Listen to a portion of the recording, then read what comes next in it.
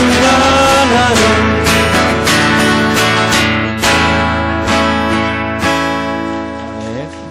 감사합니다. 오늘 부활절 새벽 기도를 맞이하여 오늘 본문 말씀을 통해서 우리에게 주시는 세 가지 은혜의 말씀을 오늘 나누고자 합니다. 첫 번째는 동행의 은혜였습니다. 오늘 예수님께서 부활하실 날 이제 따르던 제자 중에 두 사람이 12제자는 아니었는데 어쨌든 제자 두 사람이 예루살렘을 떠나 엠마오로 가고 있었습니다. 그 당시 유대인들은 안식일에는 먼 거리를 여행할 수 없었기 때문에 이들이 안식일을 지나기를 기다렸다가 엠마오로 내려가는 과정 가운데 예수님을 만나게 되는 그 일들이 있게 되셨습니다. 근데 예수님께서 그들에게 오셔서 시리와 좌절과 또 두려움과 실망에 빠진 그들에게 먼저 찾아오셔서 동행하여 주셨습니다. 근데 예수님이 오셨지만 그들이 눈이 어두워져서 그들의 눈이 가려져서 예수님을 알아보지 못했습니다. 그리고 예수님과 함께 대화를 나누게 됩니다. 대화를 나누는 사람이 누군지 모르겠지만 그들의 실망감과 또 예수님이 그들에게 향하신 질문을 통해 그들이 여러 가지 이야기를 나누면서도 엠마오로 내려가던 이 두 사람은 부활하신 주님과 함께 가면서도 주님을 더 알아보지 못하고 또 시리에 빠지고 세상을 향해 터벅터벅 다시 옛생활로 돌아가는 힘없이 내려가고 있는 일들이 있게 됩니다.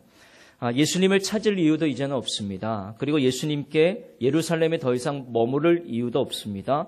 그리고 예수님을 완전히 포기한 사람입니다. 그럼에도 불구하고 부활하신 주님께서 이제 여러 사람들에게 나타나신 후에 급기야 그들께까지도 나타나셔서 그들을 찾아와 동행해 주시는 은혜가 있게 되었다라는 겁니다.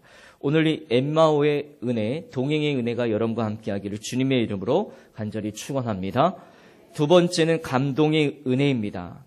역시 동행해 주셨는데 예수님을 알아보지 못합니다. 여러분 왜 예수님을 왜 알아보지 못했을까? 오늘 본문은 이렇게 말씀해 주고 있습니다. 여러분 본문 16절 말씀을 다시 한번 저희들이 합독하여 읽겠습니다. 16절입니다. 시작. 그들이 눈이 가리워져서 그인 줄 알아보지 못하거늘 라는 말씀입니다.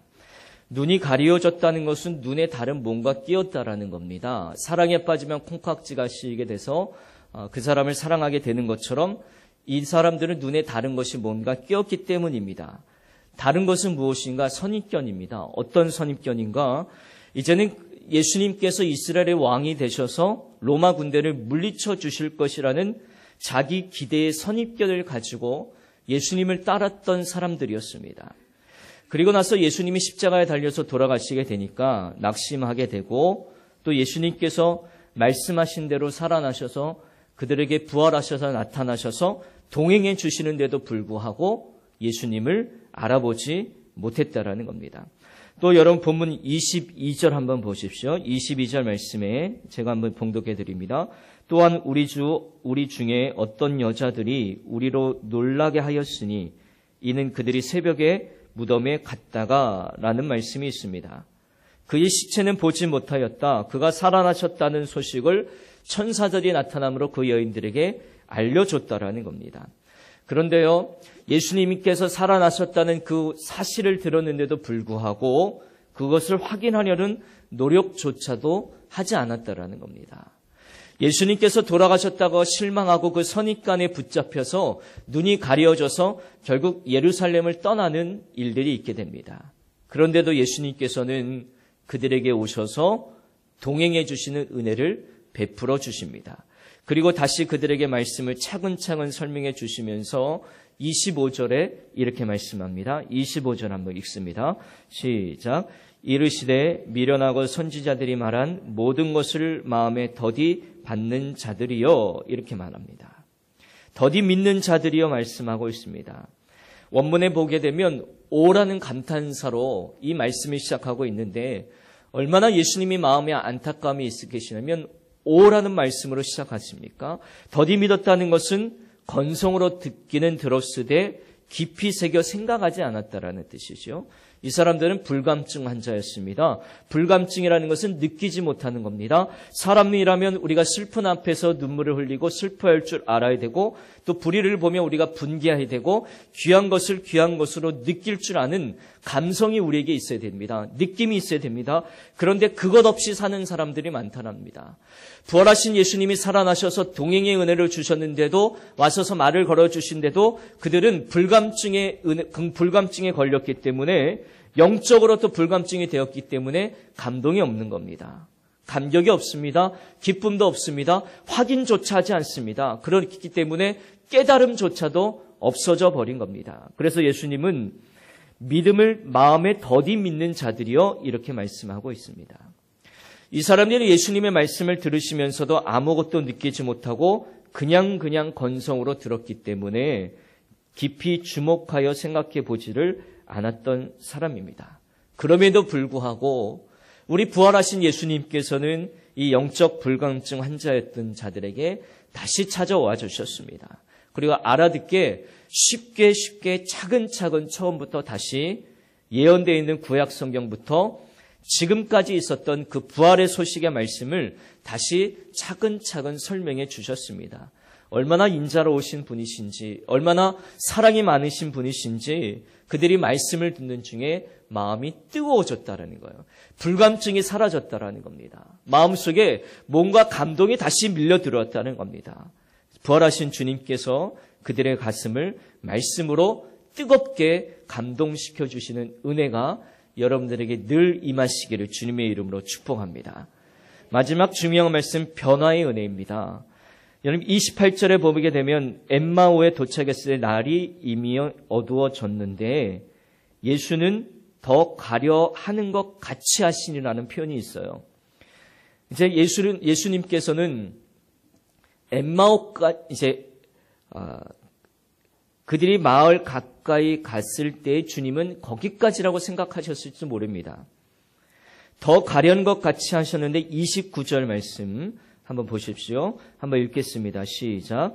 그들이 강권하여 이르되 우리와 함께 때가 저물어 가고 날이 이미 기울어나이다 하니 이에 그들과 함께 유하러 들어가시니라. 아멘. 간곡히 붙잡았다라는 겁니다. 예수님은 이제 그들은 쉬고 더 가려 하시는데 그들이 강권하여 붙잡았다라는 거예요. 변화가 시작하기 시작합니다. 강권하다는 말은 아주 잘 알고 있듯이 우리가 간곡하게 반강제적으로 붙들었다는 겁니다. 찾아와 주셔서 동행해 주시고 말씀으로 감동을 주셨지만 그들이 강권하여 예수님을 붙잡지 않았다면 그냥 지나가셨을 것이라는 것이 강조되어 있는 표현이라는 것입니다. 강권에서 붙잡았기 때문에 예수님이 부활하신 주님이 그들과 함께 머물게 되는 영광을 누렸다라는 겁니다. 그리고 저녁 식사 때에 주님이 떡을 떼어 주셨습니다. 그리고 떡을 받아 먹자 그들이 어떻게 됐냐면 눈이 밝아져. 31절이죠. 부모는 읽지 않았지만 그들이 눈이 밝아져 그인 줄 알아보더니 예수는 그들에게 보이지 아니하시리라. 여러분 예수님을 알아보시는 여러분 되시기를 주님의 이름으로 축복합니다. 부활하신 주님이 여러분과 함께 동행하시는 줄로 믿으시길 바랍니다. 눈이 있다고 다 볼 수도 있는 게 아니에요. 귀가 있다고 다 들을 수 있는 게 아니라는 겁니다. 여러분 예수님께서 라오디아 교인들에게 말씀할 때 너희는 눈이 멀어 있다. 그래서 만약 안약을 사서 발라보아라라는 처방의 말씀까지도 주셨다라는 겁니다. 여러분 혹시 우리 가운데 예수님이 찾아와 주시고 매일 아침마다 문 밖에 서서 우리의 마음을 두드려 주시는 그 주님이 계신데도 불구하고 우리에게 말씀으로 감동을 주시는데도 우리가 예수님을 붙잡지 아니하고 그냥 보내는 분들이 너무너무 많다는 겁니다. 누군가 이렇게 말합니다. 오늘 교회 와서 출석하는 교인들 가운데는 벤치워머가 너무 많다는 겁니다. 벤치워머가 무엇입니까? 교회 나와서 예배 드리는 동안 자기가 앉은 벤치, 자기가 하는 의자만 따뜻하게 해놓고 가는 사람들을 벤치워머라 그렇게 말하고 있더라는 겁니다.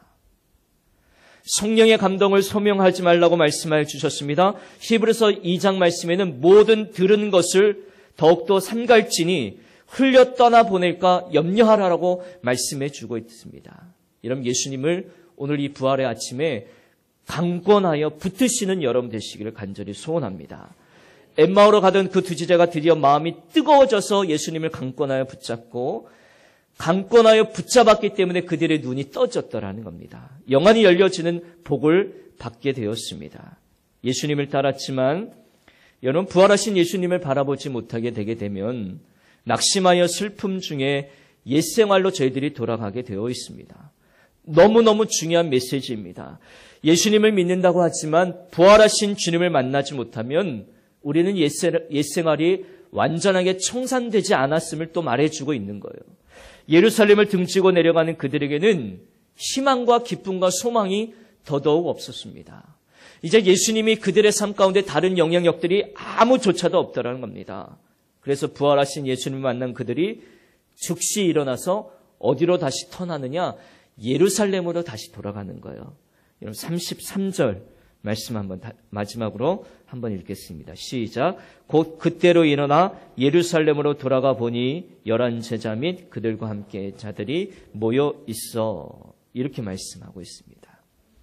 오늘날 같이 외등이 있는 거리도 아니었습니다. 그들이 이미 어두워진 밤길이었지만 무섭다는 생각도 안 하고 귀찮다는 생각 안 하고 예루살렘을 향해 다시 달려가고 있는 거예요.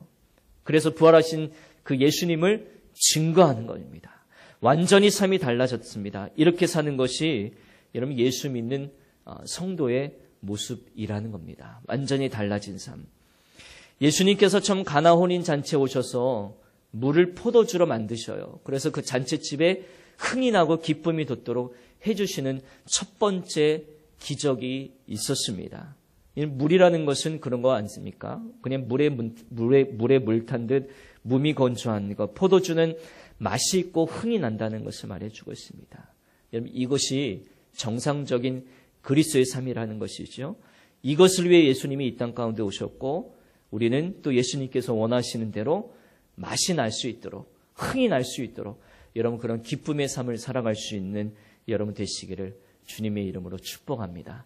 오늘 오전 예배 들으시고 또 오후 예배 들으시는 가운데 부활하신 주님을 말씀 가운데 만나심으로 동행의 은혜 또 감동의 은혜 변화의 은혜가 있어서 여러분 정말 신명나고 신나고 기쁘고 감동 있는 그리고 변화된 삶을 살아갈 수 있는 여러분 되시기를 또 예수님의 은혜가 충만하시기를 주님의 이름으로 축원합니다. 기도하겠습니다. 동행의 은혜 주시고 감동의 은혜 주시고 변화의 은혜를 주셔서 예수님이 원하시는 기쁨의 삶을 살아갈 수 있는 은혜를 저희들에게 주심을 감사합니다. 부활절을 맞이하여 주님 다시 시작하겠습니다. 우리와 함께하여 주시옵소서. 예수님의 이름으로 기도드리옵나이다. 아멘. 오늘 부활주일입니다. 여러분 부활주일 감사 예물 형편대로 정성껏 준비하여 하나님 앞에 귀한 예물 드리는 또 시간 있으시길 바랍니다. 찬송가 165장 우리 다 같이 자리에 일어나셔서 찬송 부르신 후에 축도로 마치겠습니다.